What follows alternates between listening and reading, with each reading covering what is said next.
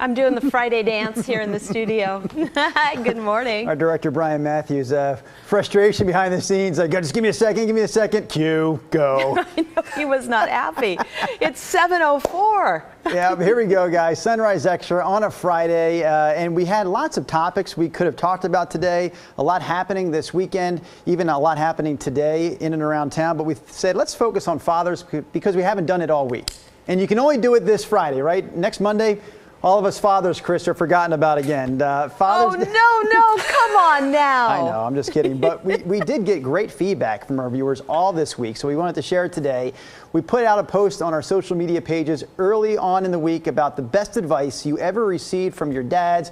So we'll share some of that here this morning. And of course, you can weigh in live on all of our social media streams right now, Facebook and Twitter and our YouTube channel. But let's start off with Erin. Erin Young with that fantastic picture says, "You are always in control of your attitude and outcome." That's what her dad told her. "Life is 10% what happens to me and 90% how I react to it." How about this one from Kyle? Kyle says, "Me and my dad back in 1989, that's what this picture is from, he 100% taught me the value in working hard for what you want in life." You want to read this one, Brenda? Can you see that one okay? Absolutely. So Robert Don says, never compromise your values or who you are to impress others or have them like you. That's a good one. That is good. You got to know yourself. You got to have your center. And then Carol Jackson says, "My dad taught me how to check the oil and tire pressure in my car. My dad was a career officer in the Air Force. I always told everyone that my dad could fix anything as long as he had a cup of coffee and a soldering gun." Miss him. Aw, he lived to be 81. My dad was not handy. I can tell you that for a fact. That is why I'm a member of AAA to this day. I am not handy either. I feel kind of embarrassed around my sons because I don't really have a whole lot to share with them in terms of being handy around the house. Dan Joseph, Dan chimes in a lot. He's pretty funny on social media. Dan says his dad told him, "Always swing when you have 2 strikes." He says, "I think he may have been wrong, though." I don't know. I think it's good advice. You don't want to sit there and get caught looking at strike 3, Dan. I think your dad may have been on the button there. Yeah, you got to go for it, right? Drew, you know that's the cardinal sin in baseball, is caught with the bat on your shoulder with strike 3, right? From one of my bad dad moments in life, advice. Chris, I remember when our boys were like probably 8. I mean, they were probably like in 2nd grade, Brenda and Chris. And one of my boys sat there and looked at strike 3, and he came into the dugout, and I gave him that like stern look. I was like, "Don't ever leave with the bat on your shoulders." Then I'm like, what the hell am I doing? He's 8 years old. Give him a hug for goodness sakes. You got to start him young. I suppose so.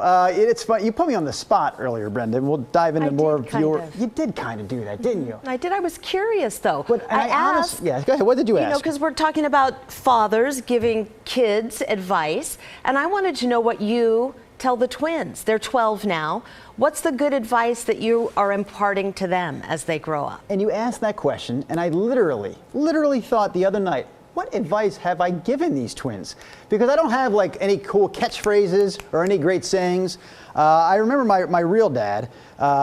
He used to say something that I always thought was sort of odd, but it stuck with me. Here I am at 45, and he said, or I'm 46 now. He probably said this when I was 8 years old. "Keep your ears and eyes open and your mouth closed." That was pretty good advice, right? Keep your ears and eyes open and your mouth closed. I joked the other day about that, said, yeah, so I got into broadcasting. You're a nonstop talker. That's and what I love about you. he hasn't stopped talking since. You're right. One thing I think about, sometimes I'll get up in the morning, I'll come to work at this ridiculous hour, and I know that our boys appreciate how early I get up. Like they're starting to realize that now at 12, how early that is. And I think that maybe, even though I'm not saying anything with great wisdom around those boys too often, I'm hoping that this idea of getting up every day, getting at your job, and doing the best job you can when you get there, hopefully that is rubbing off on them, at least by accident. I would say 100% it is. My kids tell me that all the time, just that's one thing that they noticed, 30 years of doing something. Chris, what about you? What about your dad? Did he impart any wisdom? What do you remember?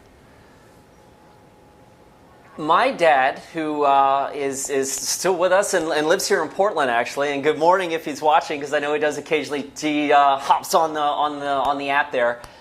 My dad has always worked very, very hard and was always the kind of guy that I think this is maybe where I get this from. kill an ant with a sledgehammer because you want to make sure you've done the job. You know, he always wanted to do the job right.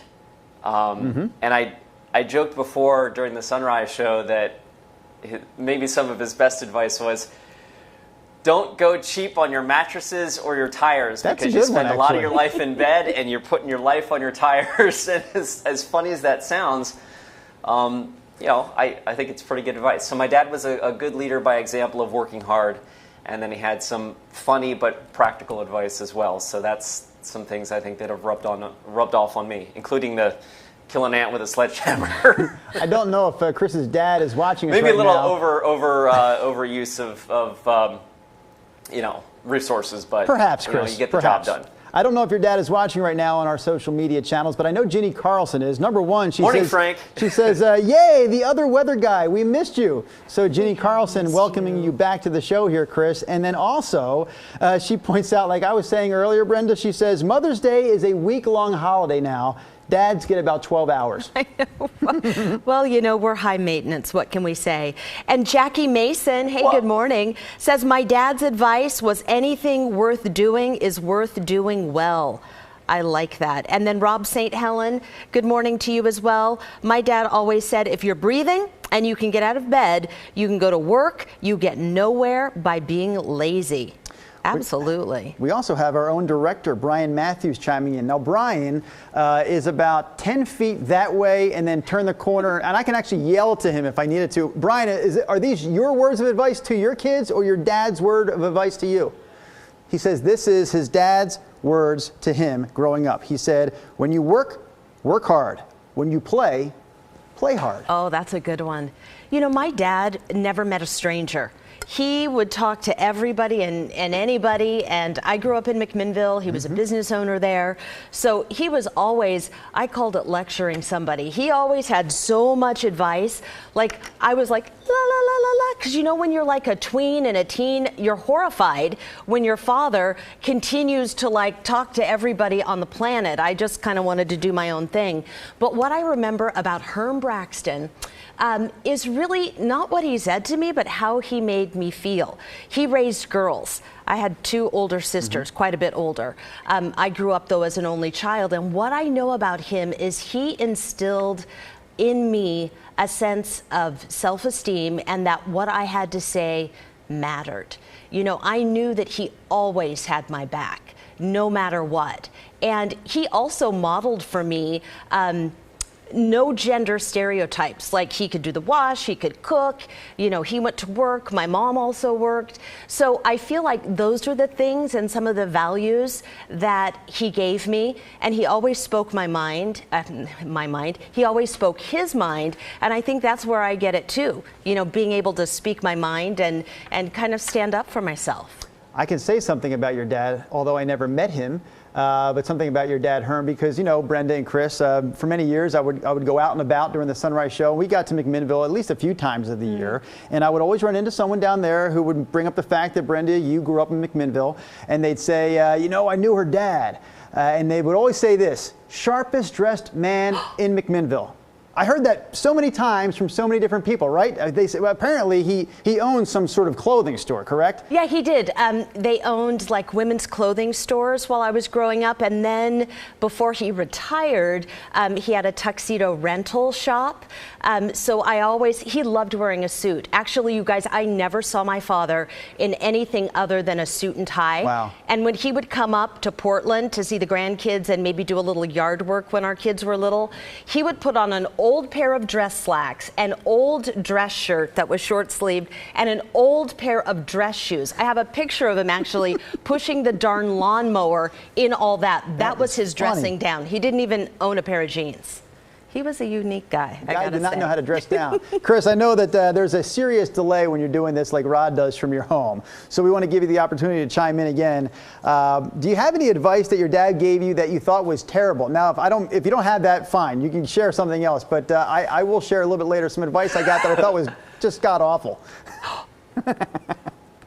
Well, my dad gave me a lot of good advice, but he also gave me some advice as to how not to do things, I think, by leading by example, too. So, but we've had a lot of coverage. I can't probably not going to share all of those on the stream, but my dad's been a very good example and remains to this day a very good friend. And Drew, you said, you're worried that you haven't necessarily imparted wisdom with great catchphrases to your kids yet, but like you are with your children, and I hope to with my kids, I think my dad has done a pretty good job of leading by example, because that in and of itself is advice. It's just maybe not verbal. Some days I hope they learn by what I'm doing and they learn to do the opposite. I mean, honestly, right? I mean, some days you lead by example and some days you do things and you're like, you know what? Do not do that. Right. Don't behave like that. That's daddy going off the deep end. It still counts. You know that they have a saying for that, right? Like smart people learn by, reading and whatever. Wise people learn from other people, or smart people learn from their mistakes. Wise people learn from other people's mistakes. Yeah, I never got that. Never got that. Are your kids up this morning, Chris?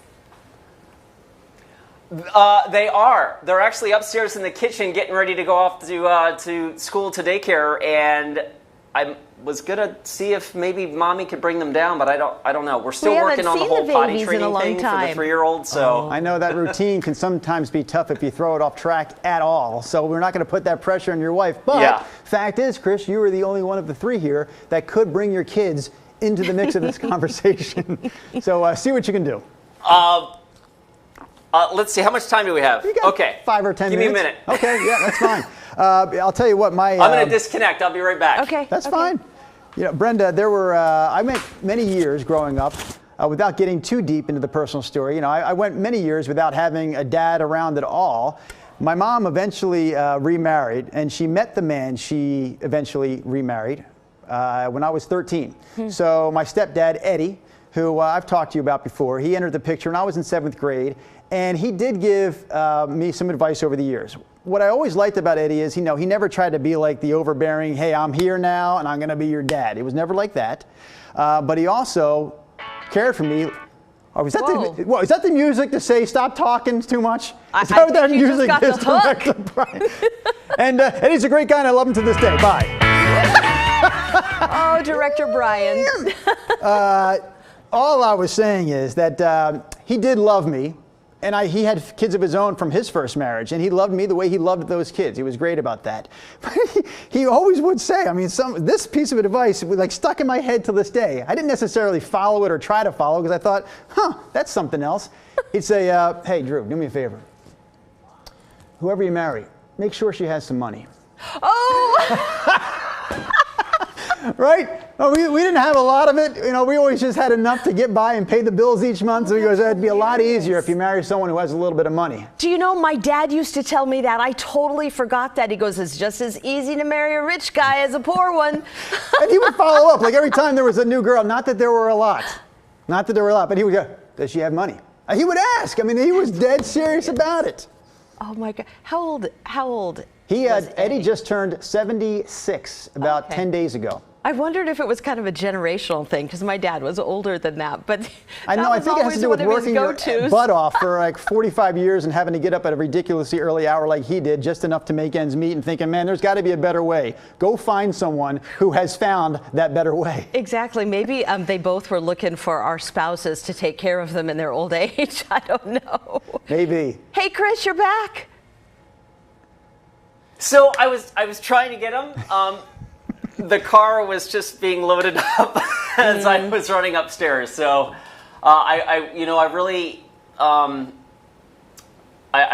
to give our baby Daphne, who is now 6.5 months old, just a little sunrise shout out. But we'll have to do that another time. I can imagine how that would have gone, Brenda, at our house when our kids were that small. If I ran upstairs as Mia was trying to get the kids in the car to go somewhere, and I said, hey, wait a minute, can you pull them back out so we can put them on TV? She'd give me one of these looks like, no. Absolutely.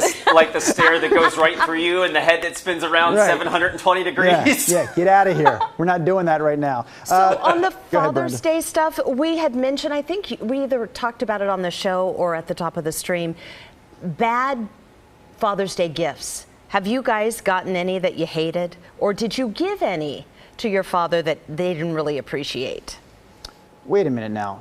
Say that again. Did I give my dad advice? Not advice, a bad gift. Oh, yeah, I'm sorry. I still am bad at gift giving. I've always been terrible at gift giving. My sister was pretty much on top of that. And she would tell me, this is what we're getting Mom or Dad for Mother's Day or Christmas or Father's Day, whatever. And I'd be like, okay. And as I got older, it was like, this is what we're getting them. Give me half the money. Okay, that's fine. And now Mia has pretty much jumped into that role, my wife. I mean, she comes up with the gifts for these occasions typically. I'm a terrible gift giver. Slacker. I just feel like I never come up with an original idea. I want to stop you on that, Drew. What do you got? Drew, half of gift giving is just coming from the heart, and you. Wait a minute, Chris, but you can't see right now. Wait a minute. No, Brenda, why don't you stand straight up, Brenda? What you couldn't see there a moment ago, Chris, they had this odd shot of Brenda where we didn't see much of her head or the bottom half of her body. It was, it was a Mother's Day special on Father's Day. Touche. Anyways, now we can see her. I was trying to shower Drew with a compliment. I was trying to give you a moment, and then I just... Go for it. Do it now. No, this has just gone the moment has passed. Drew, I was going to say that you are a very thoughtful person. How do you? And I know that you would be capable of giving a wonderful gift if you gave yourself the opportunity to focus on that. I love that you said that, but what the heck are you basing that on, Chris? I feel like I know you well enough to say I think you're a thoughtful person. You are. You're ooey gooey in the center. You're like frenetic on the outside, but you are a good man. Okay. I'm just saying. Thank you, guys. I agree. That. Appreciate that sentiment. Brian, why don't you pull up some of those comments that we had from viewers, because I know we did get a bunch, and Director Brian said we can share a few more. We have Elizabeth Nichols McCabe, a lovely picture right there. She says, everyone you meet is fighting a battle you know nothing about, so be kind, always. Those were the words of her father. She says she lost her dad in 2015 to cancer. His legacy, she says, is kindness, and it will live on through me. Oh, I love that. One of the best tributes we received this week on our social media pages, but we did get a bunch of great ones, including this one from Jamie. Jamie's dad always told her, don't talk about politics or religion. It never ends well. She says, fast forward, and it turns out my dad was a brilliant man. Way ahead of his time. And then Carrie says, I was leaving for college, and he told me, when you go to an all-you-can-eat, take a pocket full of baggies. Carrie Romano's father sounds like my father-in-law. Good old Dell. This guy kind of looks like Dell, but this is Charlene Miller Simmons' dad. A picture of her with her dad from back in the day. She says, my favorite picture of us. We were always cowboys at heart. My dad always told me I could do whatever I wanted to do. Yes. I love that, raising strong girls. And Karen says, my dad didn't give me advice. He lived his life being a wonderful example of a caring, compassionate person who would do anything for anyone. He and my husband went on a call on New Year's Eve to fix a furnace for a family who had no heat. Wow. What a wonderful human and a great father, led by example. Unfortunately, he passed at 60 from a heart attack. I'm sorry about that, but wow, what a legacy. Does it count when I tell my kids to listen to their parents? Does that count as advice? Sure. Because I do give that one daily. And I just told me the other day, I was like, hey, listen, do me a favor. This is after a night where we called them up to dinner, and it took a lot longer than it should have for them to come out of the basement and have the dinner that Mia so kindly made for us that night. And then, she's mad at them for coming up late. The dinner conversation was awful from there, kind of spun into a bad night. And I said, could you just do me a favor? Just listen. When she says, come upstairs, just listen to your mother. It's going to make life easier for me. I promise it will make life easier for you, and you will be living with a happy woman. Listen to your parents, especially your mother. Let me say, I know I'm the mom on the panel, but my saying to my kids, if mama ain't happy, ain't nobody happy. No. Let's leave it at that. All right. Father's Day is Sunday. We say happy Father's Day to all the dads out there. Thanks for watching this edition of Sunrise Extra, and we'll bring you a new edition of the show Monday morning. We'll see you then.